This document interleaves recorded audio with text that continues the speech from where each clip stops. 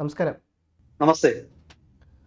ഇന്ത്യയിലോട്ട് വരികയാണെങ്കിൽ പല അമേരിക്കൻ പൗരന്മാരും പലതരത്തിലുള്ള മെഡിസിനുകൾ വാങ്ങിക്കാൻ വേണ്ടി ഇന്ത്യയിലോട്ട് വരുന്നു എന്നുള്ളത് ഒരു മെഡിക്കൽ ടൂറിസം എന്ന് വേണമെങ്കിൽ ഇതിന് നമുക്ക് പ്രത്യക്ഷത്തിൽ വിശേഷിപ്പിക്കാൻ തോന്നുന്നു. കാരണം പലതരത്തിലുള്ള ബ്ലഡ് ക്യാൻസർ അടക്കമുള്ള പല അമേരിക്കൻ പാറ്റൻ്റുള്ള പല മരുന്നുകളും ബ്രാൻഡിലുള്ള പല മരുന്നുകളും അവർക്കത് പല ലക്ഷങ്ങൾ കൊടുത്ത് വാങ്ങുമ്പോൾ ഇന്ത്യയിലോട്ടത് വരുമ്പോൾ വലിയ തുച്ഛമായ വിലക്ക് കിട്ടുന്നു എന്നുള്ളൊരു പ്രത്യേകതയുണ്ട്. ഇപ്പോൾ നമ്മൾ നോക്കുകയാണെന്നുണ്ടെങ്കിൽ ഈ പറഞ്ഞ പോലെ ബ്ലഡ് ക്യാൻസറിനുള്ളൊരു മരുന്ന് ഏകദേശം അമേരിക്കയിൽ വരുന്നത് $900. ഏകദേശം ഇന്ത്യയുടെ റുപ്പീസ് എടുത്ത് നോക്കുകയാണെങ്കിൽ 85,000 രൂപ. അതേ മരുന്നിന് ഇന്ത്യയിൽ ഏകദേശം 35 മുതൽ 300 രൂപയ്ക്കുള്ളിൽ കിട്ടും എന്നുള്ളതൊക്കെയാണ് കാണുന്നത്. മാത്രമല്ല ലുക്കീമിയ എന്ന് പറയുന്ന മറ്റൊരു മരുന്നിനും ഇതേ തരത്തിലുണ്ട്. ഇപ്പം എൻ്റെ കീമോതെറാപ്പി റേഡിയേഷൻ ചെയ്യാനുള്ള പല കാര്യങ്ങൾക്കും വലിയ തരത്തിലുള്ള അന്തരത ഉണ്ട് ഇപ്പം അമേരിക്കയിലും ഇന്ത്യയിലെയും കാര്യങ്ങൾ വെച്ച് നോക്കുകയാണെങ്കിൽ. മാത്രമല്ല ഇതേ അമേരിക്കയിലെ പല കമ്പനികളും ഇപ്പോൾ നമ്മൾ ഒരു ഉദാഹരണം പറയുകയാണെന്നുണ്ടെങ്കിൽ ബ്ലാക്ക് സ്റ്റോൺ എന്ന് പറയുന്ന ഒരു കമ്പനി, ആ കമ്പനി ഈ കിംസ് പോലത്തെ ഹോസ്പിറ്റലിന് ഏകദേശം 75% ഓഹരി അവരുടെ കയ്യിലാണ് എന്നുള്ള തരത്തിലൊക്കെ വാർത്തകൾ വരുന്നുണ്ട്. അപ്പം ഒരു വശത്ത് ഈ പറഞ്ഞ പോലെ അമേരിക്കയിൽ ബൂമറാങ്ക് പോലെ അവരുടെ മെഡിസിൻ്റെ പൈസ കുത്തനെ ഉയരുന്നു, മറുവശത്ത് ഇന്ത്യയിൽ അത് വളരെ താഴുകയാണ്. പക്ഷേ അമേരിക്കയിലെ പല കുത്തക കമ്പനികളും ഇന്ത്യയിലോട്ട് ഈ പറഞ്ഞ പോലെ ഓഹരി വാങ്ങാനും വരുന്നുണ്ട്. അപ്പം യഥാർത്ഥത്തിൽ ഇതിൻ്റെയൊക്കെ ഒരു സത്യാവസ്ഥ എന്താണ്? ഇത് രണ്ടും ഇപ്പോ ഫവസ് സൂചിപ്പിച്ച രണ്ട് കാര്യങ്ങളാണ്. ഒന്ന്, മാരക രോഗങ്ങളാൽ കഷ്ടപ്പെടുന്ന അമേരിക്കൻ പൗരന്മാര് വലിയ രീതിയിൽ ഇന്ത്യയിലേക്ക് എത്തുന്നു. അതിന്റെ കാരണം അതുപോലെ തന്നെ അതിന്റെ കാരണമാണ് അവിടെ ഹെൽത്ത് കെയർ, ആരോഗ്യ പരിരക്ഷാ സംവിധാനത്തിന് അവിടെ കൊടുക്കേണ്ടി വരുന്ന വലിയ തുക എന്ന് പറയുന്നത്. അത് അതുമായിട്ട് ബന്ധപ്പെട്ട് തന്നെയുള്ള ഒരു വിഷയമാണ് ആരോഗ്യ രംഗത്തെ അമേരിക്കയുടെ വലിയ നിക്ഷേപകരായിട്ടുള്ള, അതായത് ലോകത്തിലെ ഏറ്റവും വലിയ നിക്ഷേപ കമ്പനികളാണ് ഈ ബ്ലാക്ക് സ്റ്റോണും ബ്ലാക്ക് റോക്കും. അതിൽ ഒരു കമ്പനി കാനഡ ബേസ്ഡാണ്, ഏതാണെന്ന് ഞാൻ കൃത്യമായിട്ട് ഓർക്കുന്നില്ല. ഈ രണ്ട് കമ്പനികളും കേരളത്തിൽ വന്നിട്ട് കേരളത്തിലെ പ്രമുഖ ഹോസ്പിറ്റലുകളിലൊക്കെ ഷെയർ എടുക്കുന്നു എന്നുള്ള വാർത്തയാണ് ഈ അടുത്ത കാലത്ത് പുറത്തു വന്നത്. അതിൽ കിംസ് മാത്രമല്ല, കൊച്ചിയിലെ ലേക്ക് ഷോറിലും ഒക്കെ ഉണ്ടെന്നാണ് എനിക്ക് വാർത്തകൾ വരുന്നത്. സത്യാവസ്ഥ എത്രത്തോളം ഉണ്ടെന്ന് നമുക്ക് അറിഞ്ഞുകൂടാ. ഇതില് നമ്മൾ ശ്രദ്ധിക്കേണ്ട ഒരു കാര്യം, ഇത് രണ്ടും ബന്ധപ്പെട്ടിരിക്കുക. അതായത് അമേരിക്കൻ പേഷ്യൻസ് വലിയ രീതിയിൽ ഇന്ത്യയിലേക്ക് വരുന്നതാകാം ഈ ബ്ലാക്ക് സ്റ്റോണിനെയും ബ്ലാക്ക് റോക്കിനെയും ഒക്കെ ഇന്ത്യയിലേക്ക് കൊണ്ടുവരുന്നത്. കാരണം ഈ അമേരിക്കൻ പേഷ്യൻസിന്റെ കയ്യിൽ നിന്ന് വരുന്ന പൈസ ഇവിടെ വലിയ രീതിയിൽ ആശുപത്രികൾക്ക് ലാഭം ഉണ്ടായി കൊടുക്കുക എന്നുള്ള ഒരു തിരിച്ചറിവ് ഈ ബ്ലാക്ക് റോക്കും ബ്ലാക്ക് സ്റ്റോണും പഠിച്ചിട്ടുണ്ടാവും. അങ്ങനെ അവർക്ക് സ്റ്റഡി ഉണ്ട്. അവരുടെ ഈ സ്റ്റഡിയുടെ റിസൾട്ടിലായിരിക്കാം അവർ ധൈര്യപൂർവ്വം ഇന്ത്യൻ ആശുപത്രികളിൽ കൊണ്ട് പണം മുടക്കുന്നു. ഇനി അതിന്റെ ഒരു മറുവശം, അമേരിക്കയിലെ ചികിത്സ പോലെ ചെലവേറിയതാകാൻ പോവാണ് ഇവിടെ വരുമ്പോൾ. കാരണം ഇവർ പണം മുടക്കുന്നത് അവര് പോളിസി വൈസ് ഡിസിഷൻസിൽ അവര് തീരുമാനങ്ങളില് അവരുടെ സ്വാധീനം വരാൻ പോവാ. അപ്പൊ അവര് ഇന്ത്യൻ ആശുപത്രികളോട് പറയും, നിങ്ങൾ വളരെ കുറച്ചാണല്ലോ, ഇത് ഒരു 10 ഇരട്ടി കൂട്ടിയാലും അമേരിക്കയിലേക്കാൾ കുറവാണ്, അത് കാരണം നിങ്ങൾ കൂട്ടാൻ പറയും. അപ്പൊ ഇതാണ് ഇതൊരു വിഷ്യസ് സൈക്കിളാണ്. ആ വിഷ്യസ് സൈക്കിളിനുള്ളിൽ നമ്മൾ പെട്ടുപോയാൽ അതോടെ നമ്മൾ തീർന്നു. എന്തായാലും ഇതിന്റെ വിശദാംശങ്ങളിലേക്ക് നമുക്ക് ഓരോന്നായിട്ടൊന്ന് കിടക്കാം. ആദ്യമായിട്ട് ഈ അമേരിക്കയിലെ ഹെൽത്ത് കെയർ സിസ്റ്റം എന്ന് പറയുന്നത് ഒരു സ്കാമാണ് എന്നാണ് അമേരിക്കയിലെ മധ്യവർഗ ഉപരിമധ്യവർഗ ആൾക്കാർ പോലും പറയുന്നത്. അത് അമേരിക്കയിൽ ചികിത്സ അഫോർഡ് ചെയ്യാൻ പറ്റുന്ന ഒരേ ഒരു വിഭാഗത്തെ, അതായത് അൾട്രാ റിച്ച് എന്ന് പറയുന്ന ആൾക്കാർക്ക് മാത്രമേ അമേരിക്കയിൽ ചികിത്സ അഫോർഡ് ചെയ്യാൻ പറ്റൂ. വെറും റിച്ച് ആയാൽ പോരാ, അൾട്രാ റിച്ച് ആണ്. അങ്ങനെ വരുമ്പോൾ നമ്മൾ ചിന്തിക്കേണ്ടത്, ഈ അമേരിക്കയിലെ ഒരു മധ്യവർഗത്തിന് അഫോർഡ് ചെയ്യാൻ പറ്റാത്ത ചികിത്സയാണ് കേരളത്തിലെ രാഷ്ട്രീയക്കാർ പ്രത്യേകിച്ച് അമേരിക്കയിൽ പോയി ചികിത്സ എടുക്കുന്നത്. ഈ കേരളത്തിലെ എല്ലാ രാഷ്ട്രീയക്കാരും മയോ ക്ലിനിക്കിൽ പോയിട്ടാണ് അവരുടെ ഹാർട്ടിന്റെ പ്രശ്നം. അമേരിക്കയിൽ ഒരു സാധാരണക്കാരൻ അങ്ങോട്ട് കയറാൻ പറ്റത്തില്ല, അത്ര ബുദ്ധിമുട്ടാണ്. അമേരിക്കയിൽ ഒരു ഡോക്ടറെ കാണുക എന്ന് പറഞ്ഞാല് നിങ്ങൾക്ക് ഭാഗ്യമുണ്ടല്ലേ പറ്റൂ. സാധാരണഗതിയിൽ നിങ്ങൾക്കൊരു അസുഖം ഉണ്ടെങ്കിൽ നിങ്ങളൊരു ഡോക്ടറെ ബുക്ക് ചെയ്താൽ, നമ്മുടെ പല സുഹൃത്തുക്കളും പറയാറുണ്ട്, മെഡിക്കൽ രംഗത്ത് തന്നെ പ്രവർത്തിക്കുന്നത്, അത് ഏറ്റവും കുറഞ്ഞ 1 മാസം, പലപ്പോഴും 3 മാസമൊക്കെ എടുക്കും. അപ്പോഴേക്കും നിങ്ങളുടെ രോഗം മാറിയിരിക്കും. അപ്പോ അവിടെ സാധാരണഗതിയിൽ പല മനുഷ്യരും സ്വയം ചികിത്സിക്കുകയാണ്. അവിടുത്തെ ചികിത്സ, നമ്മളൊരു ആശുപത്രിയിൽ പോകുന്നത് മെഡിക്കൽ ഇൻഷുറൻസ് ഇല്ലാത്ത ഒരാൾക്ക് ആശുപത്രിയിൽ പോകാൻ പറ്റില്ല. കേരളത്തിലോ ഇന്ത്യയിലോ ഒരു ഭാഗത്തും ഇങ്ങനെ ആയിട്ടില്ല ഇതുവരെ. ഈ പാശ്ചാത്യ ടൂറിസ്റ്റുകൾ ഇവിടുത്തെ ഹോസ്പിറ്റലിൽ പോയിട്ട് പൈസ കൊടുക്കാതെ ചികിത്സ കിട്ടിയെന്നുള്ളത് വളരെ അത്ഭുതത്തോടെ അവർ പലയിടത്തും ഇപ്പൊ എഴുതാറുണ്ട്. ഉം. ഞാൻ ഈ പല അങ്ങനെ റീൽസിലും ഉള്ള കാണുന്നുണ്ട്. എഴുതിയ പറഞ്ഞോളൂ. പല റീൽസിലും ഈ പറഞ്ഞ പോലെ US-ലെയും അതേപോലെ കാനഡ, ജർമ്മനിയിലൊക്കെ പല ആൾക്കാരും ഇന്ത്യയിലോട്ട് വരുമ്പം അവർ കേരളത്തിലടക്കം ഇത്തരത്തിൽ ഇഞ്ചുറി ആയിട്ട് അവർ ഹോസ്പിറ്റലിലോട്ട് അവിടെ കൊണ്ടുപോകുന്നു. ഫ്രീ ആയിട്ട് 5 രൂപക്ക് മാത്രം ഒരു ടിക്കറ്റ് എടുക്കുന്നു, OP ടിക്കറ്റ്. അതിനുശേഷം യാതൊരുവിധ പൈസയിലാണ് അവർ തിരിച്ചു വരുന്നത്. അതൊക്കെ അവർ പലതരത്തിലുള്ള സോഷ്യൽ മീഡിയയിലൂടെയും അവർ യൂട്യൂബ് പേജിലൂടെ ഇടുന്നത് ഞാൻ കണ്ടിട്ടുണ്ടായിരുന്നു. അല്ലല്ല, അത് 100% ശരി. ഇപ്പോഴേ നമുക്ക് രണ്ട് ആൾക്കാരുടെ ഉദാഹരണങ്ങൾ വെച്ചിട്ട് നമുക്കൊന്ന് പരിശോധിക്കാം. ഈ ഏതാണ്ട് ഭയങ്കര വൈറലായ ഒരു പോസ്റ്റാണ് ലിസ് എന്ന ഒരു സ്ത്രീ, അവർ ഇൻസ്റ്റഗ്രാമിലാണ് പോസ്റ്റ് ചെയ്തിരിക്കുന്നത്. അവരുടെ ഹാൻഡിലിന്റെ നെയിം സ്പൈസി ഗേൾ എന്നാണ്, സ്പൈസി ഗോരി എന്നാണ്. അവര് എഴുതിയിരിക്കുന്നത് അവരുടെ ആന്റിക്ക് വേണ്ടിയിട്ടുള്ള ഒരു ഗുളിക അമേരിക്കയിൽ $900 ആണ് ആ ഗുളികയുടെ വില. അത് അവർ ഇന്ത്യയിൽ നിന്ന് വാങ്ങിച്ചത് വെറും 30 സെന്റ്. 30 സെന്റ് എന്ന് പറഞ്ഞാൽ 35 രൂപ. അപ്പൊ അവര് പറയുകയാണ് ഈ അമേരിക്കയിലെ സാധാരണക്കാരെ എത്രമാത്രം കൊള്ളയടിക്കുകയാണ്. റോബിങ് എന്നാണ് ഉള്ള വാക്ക് തന്നെയാണ് അവർ ഉപയോഗിച്ചിരിക്കുന്നത്. അവിടുത്തെ മരുന്ന് കമ്പനികൾ റവ്ലിൻഡ് എന്നാണുള്ള മരുന്നിന്റെ കാര്യമാണ് അവർ പറയുന്നത്. ആ റവ്ലിൻഡ് എന്ന് പറയുന്ന മരുന്നിന്റെ ജനറിക് മെഡിസിന് ഇന്ത്യയിൽ കിട്ടും. ഇന്ത്യയിൽ പലതരത്തിലുള്ള ബ്രാൻഡുകൾ ഈ റവ്ലിൻഡ് ഇറക്കുന്നുണ്ട്. അതിൽ ഏറ്റവും കുറഞ്ഞ വില 35 രൂപ, ഏറ്റവും കൂടിയ വിലയുള്ള ബ്രാൻഡിന് പോലും ഒരു ഗുളികയ്ക്ക് 300 രൂപയുണ്ട്. അമേരിക്കയിലെ 85,000 രൂപയും ഇന്ത്യയിലെ 300 രൂപയും, അതായത് ഒരു 100 ഇരട്ടിയിലധികമാണ്. 100 അല്ല, നമുക്കത് ചിന്തിക്കാൻ പറ്റാത്ത ഒരു അവസ്ഥയാണ്.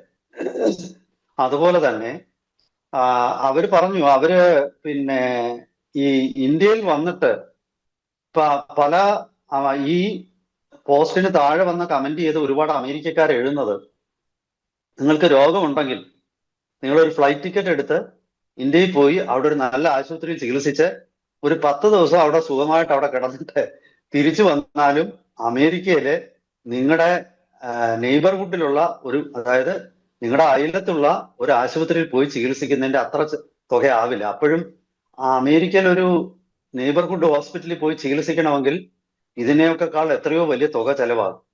അപ്പോൾ ഇത് ഒരേ സമയം നിങ്ങൾക്ക് ചികിത്സയും കിട്ടും, അതേസമയം നിങ്ങൾക്ക് പൈസ നിങ്ങളുടെ പോക്കറ്റിൽ ബാക്കിയും വരും. അപ്പൊ അവരിൽ പലരും പറയുന്നത് എന്തായാലും നിങ്ങളെ ഇന്ത്യൻ ഡോക്ടർമാരാ ചികിത്സിക്കുന്നത്. അമേരിക്കയിലെ ആശുപത്രികളിൽ ഹെൽത്ത് കെയർ സിസ്റ്റത്തിൽ ഏതാണ്ട് 30 തൊട്ട് 35% വരെ ഇന്ത്യൻ ഡോക്ടർമാരാണ്. അപ്പൊ ഇന്ത്യൻ ഡോക്ടർമാരോ ഇന്ത്യൻ ഹെൽത്ത് കെയർ പ്രൊഫഷണൽസോ ചികിത്സിക്കാതെ വെള്ളക്കാർ മാത്രം ചികിത്സിക്കുന്ന ഒരു സംവിധാനം അമേരിക്കയിലില്ല. അമേരിക്കൻ പ്രസിഡന്റിന് തന്നെ ഹെൽത്ത് അഡ്വൈസർ ഇന്ത്യക്കാരനാണ്, ഇപ്പോഴും അതേ പണ്ടും അത്. അപ്പോ വെള്ളക്കാര് എത്ര ശതമാനം, ഇന്ത്യക്കാരുടെ എണ്ണം വളരെ കുറവാണ് അമേരിക്കയിൽ. വെള്ളക്കാര് ബഹുഭൂരിപക്ഷം വരുന്ന ഒരു രാജ്യം. പക്ഷേ മെഡിക്കൽ ഇൻഡസ്ട്രിയിലോട്ട് വരുമ്പോഴത്തേക്ക് ഡിസ്പ്രപ്പോർഷനേറ്റ് ആയിട്ട് ഇന്ത്യക്കാരുടെ സാന്നിധ്യം അവിടെ ഉണ്ട്. ഇത് അവിടെ പല ആൾക്കാരും അത് ചൂണ്ടിക്കാണിക്കുന്നുണ്ട്. അതുപോലെ അവരെല്ലാം പറയുന്ന US റെഗുലേറ്റേഴ്സ് അവര് ഈ വൻ കമ്പനികളുടെ ഏജന്റുമാരായിട്ട് മാറിയിരിക്കുകയാണ്. നമ്മൾ ഈ അവസരത്തിൽ ഓർക്കേണ്ടത്, അമേരിക്കയുടെ ഇന്റലിജൻസ് മേധാവിയായ തുളസി ഗബ്ബാർഡ് കുറച്ചു ദിവസം മുമ്പ് അവര് ചില അഭിപ്രായ പ്രകടനങ്ങൾ നടത്തി. അത് നമ്മൾ തന്നെ ചർച്ച ചെയ്തതാണ്.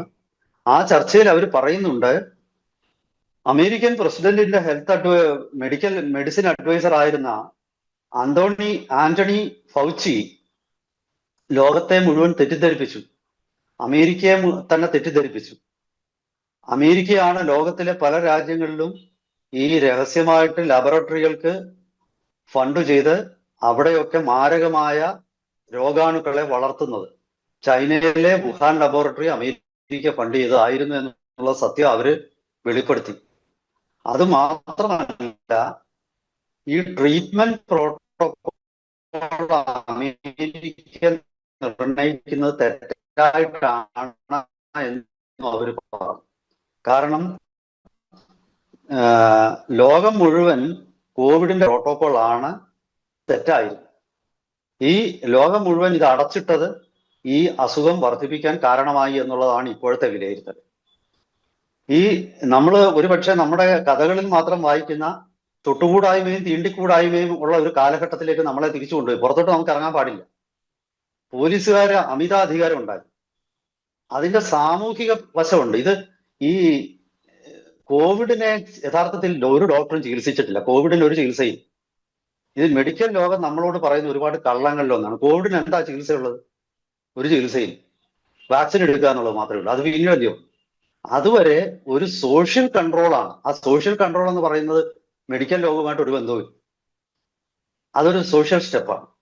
അതായത് ലോകത്തെമ്പാടുമുള്ള ഭരണകൂടങ്ങൾ ശരിക്കു പറഞ്ഞാൽ ഏകാധിപത്യ ഭരണകൂടങ്ങൾക്ക് ഏറ്റവും അനുയോജ്യമായിരുന്നത്. കാരണം ആരും വെളിയിലിറങ്ങില്ല, ആരും പ്രതിഷേധിക്കില്ല. പിണറായി വിജയൻ ജയിച്ചു കാണിച്ചില്ലോ ആ സമയത്ത് ഇലക്ഷനിൽ. പക്ഷെ ഇതൊന്നും തിരിച്ചറിയാൻ ആൾക്കാർ തയ്യാറല്ല. ഇപ്പൊ നാളെ ഒരു 5 വർഷത്തിന് ശേഷം ഞാൻ നിങ്ങളോട് പറയുന്നു, കോവിഡിന്റെ കാലത്ത് വെളിയിലിറങ്ങിയ പോലീസ് അടിക്കുമായിരുന്നെന്ന് പറഞ്ഞാൽ നിങ്ങൾ അടി കൊണ്ടാവാണെങ്കിൽ പോലും നിങ്ങൾ നിഷേധിക്കും.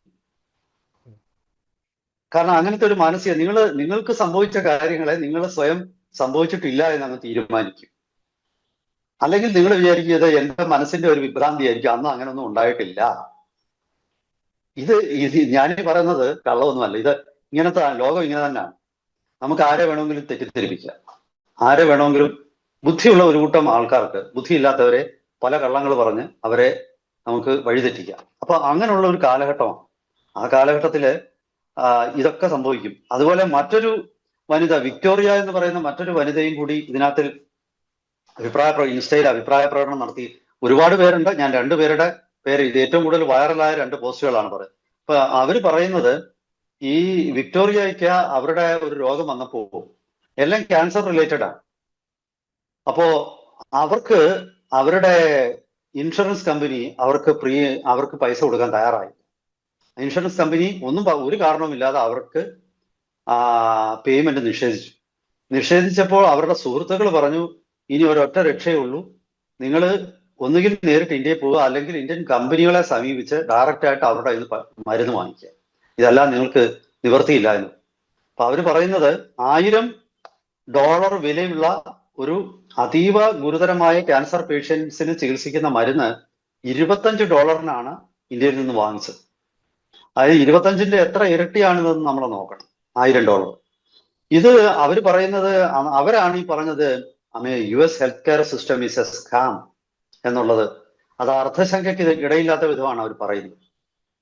അപ്പോ ഇനിയാണ് നമ്മൾ ഈ പറയുന്നതിലെ അപകടത്തിലേക്കൂടെ നമുക്ക് പോയിട്ട് നമ്മുടെ സമയം അവസാനിക്കുന്നു. നമുക്ക് നിർത്താം. അപ്പോ ഈ അമേരിക്കൻ ഹോസ്പിറ്റലുകളെ ഒക്കെ തന്നെ നിയന്ത്രിക്കുന്ന ഈ വെഞ്ചർ ക്യാപിറ്റൽ കമ്പനികളായിട്ടുള്ള ബ്ലാക്ക് സ്റ്റോണും ബ്ലാക്ക് റോക്കും ഒക്കെയാണ്. ഈ ബ്ലാക്ക് സ്റ്റോണും ബ്ലാക്ക് റോക്കും ഒക്കെ ഇന്ത്യയിലേക്ക് വരുന്നത് പല ആൾക്കാരും വിചാരിച്ചത് ഇവിടുത്തെ ആശുപത്രികളുടെ വലിപ്പം കണ്ടിട്ട് ഒന്നുമല്ല. അമേരിക്കൻ പേഷ്യൻസ് ഇവിടെ വരുന്നത് അവരുടെ ശ്രദ്ധയിൽപ്പെട്ടു. അവരുടെ സ്റ്റഡീസിൽ അത് ബോധ്യമാണ്. അപ്പൊ സ്വാഭാവികമായിട്ടും അമേരിക്കൻ പേഷ്യൻസ് ഇവിടെ വന്നാൽ അവർക്ക് ഇന്ത്യൻ ഹോസ്പിറ്റലുകളെല്ലാം തന്നെ വീണ്ടും വളരും. അപ്പൊ അമേരിക്കയ്ക്ക് നഷ്ടമാണ്. ആ നഷ്ടം ഇല്ലാതാക്കാനും ഇന്ത്യയിലെ ഹെൽത്ത് കെയർ സിസ്റ്റത്തെ പതുക്കെ തകർക്കാനും കൂടി തന്നെയാണ് ബ്ലാക്ക് സ്റ്റോണും ബ്ലാക്ക് റോക്കും ഇവിടെ എത്തുന്നത്. അതായത് ഇതുവരെ നമ്മൾ ഫോളോ ചെയ്തിരുന്ന നമ്മുടെ മെഡിക്കൽ പ്രോട്ടോകോൾസിനെ പോലും അവർ അട്ടിമറിക്കും. നമ്മുടെ ഓൾട്ടർനേറ്റീവ് മെഡിക്കൽ സിസ്റ്റത്തിനെ അവർ അട്ടിമറിക്കും. അവരുടെ കാശ് വാങ്ങിച്ച ഡോക്ടർമാരായിരിക്കണം ആയുർവേദത്തെയും മറ്റ് തനതായ പാരമ്പര്യ ചികിത്സാ സമ്പ്രദായങ്ങളെയും ഒക്കെ വളരെയധികം അധിക്ഷേപിച്ച് നമ്മുടെ മുമ്പിൽ വന്ന് സംസാരിക്കും. ഇതിൽ ആയുർവേദം സ്വീകരിച്ച ഒരു വ്യക്തി മരിക്കുന്നു. അലോപ്പതിക്ക് ഇവിടുത്തെ ഹോസ്പിറ്റലുകളിൽ ഡെയിലി എത്ര മരണമാണ് നടക്കുന്നത്? ഈ ഹോസ്പിറ്റൽ റിലേറ്റഡ് ആയിട്ടുള്ള ഇൻഫെക്ഷൻസ് കാരണമാണ് ഈ തിരുവനന്തപുരം മെഡിക്കൽ കോളേജിൽ വളരെയധികം ആൾക്കാർ മരിക്കുന്നത്. അസുഖം കൊണ്ടൊന്നുമല്ല. എനിക്കറിയാവുന്ന ഒരു കേസില് കരമന എന്ന് പറയുന്ന നഗരത്തിലുള്ള സ്ഥലത്തുള്ള, ഞാൻ ആ സ്ത്രീയുടെ പേര് പറയുന്നില്ല, ആ കുടുംബത്തിന് ബുദ്ധിമുട്ടുണ്ടാക്കേണ്ടതെന്ന് ഞാൻ പറയുന്നില്ല.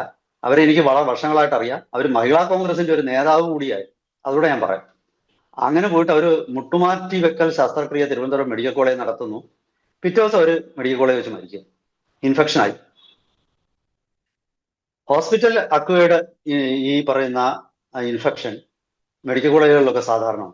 ഒരുപക്ഷെ ഇതിന്റെയൊക്കെ പിന്നിൽ, അതായത് ഹോസ്പിറ്റലുകളിൽ ആവശ്യത്തിനുള്ള ഇൻഫ്രാസ്ട്രക്ചർ ഉണ്ടാക്കാതെ അവിടെ രോഗികളെയൊക്കെ ബുദ്ധിമുട്ടിക്കുന്നതിനിടയിൽ നയപരമായ പല തീരുമാനങ്ങളും എടുക്കുന്ന IAS ലോബിയും അതുപോലെ തന്നെ ആ ഹോസ്പിറ്റലിലെ അഡ്മിനിസ്ട്രേറ്റേഴ്സും ഒക്കെ തന്നെ, ഇൻക്ലൂഡിങ് ഡോക്ടർമാർ, ഇവരൊക്കെ തന്നെ പല രീതിയിൽ പല അന്താരാഷ്ട്ര കുത്തകകളുമായിട്ട് ബന്ധപ്പെട്ടിരിക്കുന്നു എന്ന കാര്യത്തിൽ എനിക്ക് ഒരു സംശയവും തോന്നുന്നില്ല. അതീവ ഗൗരവമുള്ള ഒരു വിഷയമാണ് ഇതിലൂടെ പുറത്തു വന്നിരിക്കുന്നത്. പുറത്തു കാണുന്നതല്ല വാർത്ത. ഈ വിഷയത്തിൽ അമേരിക്കയിലെ അതീവ ഗുരുതര ക്യാൻസർ രോഗികൾ ഇന്ത്യയിലേക്ക് വരുന്നു എന്നുള്ളതാണ് വാർത്ത. പക്ഷെ അതിനുള്ളിലെ വാർത്ത ഞാൻ ഈ പറഞ്ഞാണ്. അതായത് അമേരിക്കൻ കമ്പനികളും അവരുടെ പുറകെ വരും, അമേരിക്കൻ കുത്തക കമ്പനികൾ പുറകെ വരും. ഇതാണ് അതിനകത്തിലെ വാർത്ത. എന്തായാലും ശരി, കൂടുതൽ വിവരങ്ങൾ വരുന്ന മുറയ്ക്ക് നമുക്ക് വീണ്ടും പ്രേക്ഷകരെ കാണാം, അത് വിശകലനം ചെയ്യാം. ഒരിക്കൽ കൂടി എല്ലാവർക്കും നമസ്കാരം.